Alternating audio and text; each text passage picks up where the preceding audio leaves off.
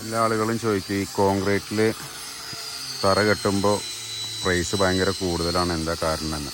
കല്ലിൽ കെട്ടിയാലുള്ളൊരു ഇതാണ് കല്ലിൽ കെട്ടുമ്പോഴുള്ളൊരു പ്രശ്നം. കണ്ട, അത്യാവശ്യം ഉറവൊക്കെ വരുന്ന സ്ഥലമാണെന്നുണ്ടെങ്കിൽ ഇതിപ്പോൾ പാതുകമാണ്, പാതുകത്തിൻ്റെ അടിയിൽ കൂടെയാണ് ഈ ഉറവ് വരുന്നത്.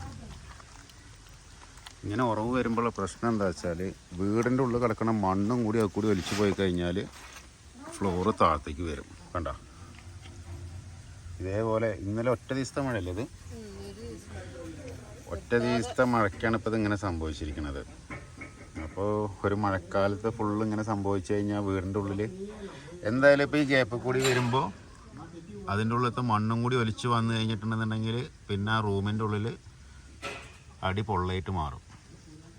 പക്ഷേ കോൺക്രീറ്റിലാണ് ചെയ്യണമെന്ന് വെച്ചാൽ എന്തായി കഴിഞ്ഞാൽ ഈ ഒരു സംഭവം എന്തായാലും ഒരിക്കലും സംഭവിക്കില്ല.